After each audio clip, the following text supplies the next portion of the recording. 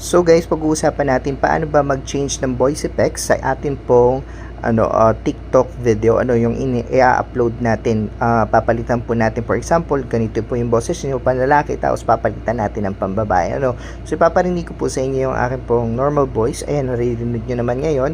So ito po yung video. So ito applicable din po ito sa halimbawa over voice ninyo. Ayan, ganyan po siya kalaki. Napakaganda po ng strap po niya. Ayan po, letters. Ayan po, yung video na i-upload natin. Ito po siya sa last. So, i-upload ko po siya sa affiliate account po natin. Pero yung pag-upload po sa personal account, parehas din lang po yun. So, hinaan ko lang po yung volume kasi maka-copyright po tayo. Ayan po. So, ito yung TikTok account ko. Ayan po, ito po affiliate account. Ayan, kung gusto niyo po matuto mag-affiliate, may mga tutorial po tayo dyan kung paano mag-apply. And ito nga po, i-edit na po natin yung video natin. Mag-upload po tayo. Applicable din po ito sa mga personal account po or personal videos po ninyo or vlog, mini vlog ninyo. So pindutin natin yung plus sign, then hanapin natin yung videos natin dito po. Ito po yun.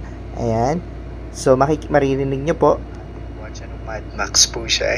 Ganyan po siya kalaki, napakaganda po. Hinaan uli natin, then from here, ayan po, ang gagawin nyo lang po, i-click nyo lang po itong edit na to. So kung wala po yan, ibig sabihin kailangan nyo pong i-download or update po yung inyo pong TikTok account. So ma-update nyo po yan sa inyo pong Play Store. Hanapin nyo lang po doon. So pindutin natin yon. Then from here po, kailangan nyo pong pindutin itong mga pictures na to sa baba, or video. So makikita nyo nagkamayroon ng white. Scroll nyo lang po ito. Ayan, scroll nyo lang papunta doon. Yung ating pong ayan, sa baba, then makikita nyo yung voice effects. Then, i-click nyo lang po kung alin voice effects po yung nandyan. Marami pong available dito na voice effects, hindi lang po ito. Pag wala, ayan, update nyo lang po yung inyo pong app. Ayan po. So, for example, ang gagamitin natin ay yung literature. Ayan po, panlalaki po yan. Tingnan nyo naman guys, napakaganda ng ad. So, pindutin natin yung literature.